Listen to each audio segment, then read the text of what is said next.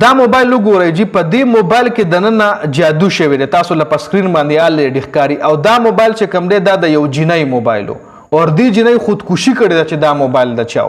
د خودکشۍ نه پس دا موبایل د دې د هغه جنۍ خور ځان سره کېښو چې کومې جنۍ خودکشي کړې وه هغه خور به دا موبایل استعمالولو خور به لږ ډېر استعمالولو بیا یو ورځ د دې موبایل په د چارجنګ بیس کې مسله راغی یعنی دا موبایل خراب شو دا موبایل چې کله ریپیرینګ ته یوړو بازار ته نو په دې موبایل کې دا په سکرین چې تاسو له څه ښکاره شو دا ورکې راووتل او دا موبایل هغه جنۍ ته یو ملګري په ګفټ کې ورکړو چې کومې جنۍ خودکشي کړې وه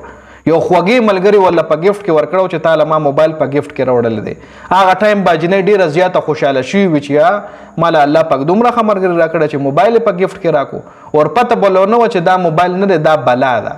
دا جادو دی ډېر خلک په جادو باندې یقین نه کوي خو دا جادو د تعویذونه چې کوم دی دا زموږ د خوږ نبي د وختو دا سلسله روانه شوې ده زموږ په خوږ نبي باندې هم جادو کېدل زموږ په خوږ نبي باندې هم جادوان کېدل یو ځل په یو داسې یو کس چې هغه په داسې جادو کړو چې زموږ خوږ نبي نه به خبرې اېرېدې زموږ خوږ نبي نه به کارونه اېرېدل زموږ خوږ نبي به یو کار کړی نو او زموږ خوږ نبي به خو ما کړی دی یعنی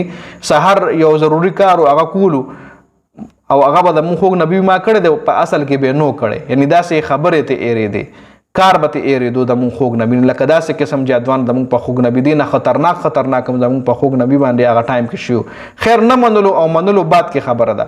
خو په دې موبایل کې ګوره چا کړي یو خوږې ملګري ورسره کړي یو خوږې ملګري ولا په موبایل کې جادو کړو په موبایل ولا تعویذ بند کړو په موبایل کې ولا داسې تعویذ بند کړو چې هغه په خودکشي باندې مجبوره کا چې دومره په جون باندې تنګ شو چې هغه خودکشي وکړه اور بیا ګوره الله پاک چې کوم دی هغه راز راښکاره هم کو دا زموږ د عبرت دپاره ګوره داسې قسم ویډیو موږ په موبایل او په میډیا باندې مخې له راځي چې موږ ته څه عبرت واخلو دې نه مخکې یو هلک چې هغه کالر کولاو کو نو په کالر کې دننه ولا په کالر ولا چا تعویذ لیکلی جی لکن دې کې دا پټۍ ده که نه دې پټۍ کې دننه ابورکمي غوندې بوکرم ولا ویلی کېږي هغه کالر وي پټۍ وي نو په هغې ولا چا جادو والا نقش جوړ کړی جادو منتر یې پې لیکلی اور بیا یې ولا کپړې جوړې کړې وي هغې ولا په کالر کې ګیر کړی جی یعنی عجیبه عجیبه حرکات په وګورئ عجیبه عجیبه خلک په وګورئ پته نه لګي چې دا ګوره او دې حوالې سره الله پاک څه وایي چې جادو کول کفر دی او د دې زده کول هم حرام دی یعنی یو کس چې دې صرف زده کړه کوي یعنی کول نه وایي یو کس شوق یې وایي صرف شوقیې زده کومه د بل مسلمان کور پې نه ورانومه نو دې زده کول چې کوم دی هغه هم حرام دی او دا کفر دی دې حوالې سره د مونږ خوږ نبي حضرت محمد صلی الله علیه وسلم هم فرمایلی دي چې ټول تعویذات اور جادو چې کوم دی دې نه هغه ټایم د مونږ خوږ نبي منع کړي وو وایي دا د شرک کار دی هغه ټایم چې کوم صحابه کرامو زموږ خوږ نبي ورلوي چې دې شي نه ځان وساتئ ورئ دا د شرک کار دی دا تباهۍ کار دی دې نه علاوه دې بیسټ علاج دا دی چې سوره الناس او سوره فلق چې کوم دی دا ته سحر چې پاسې هم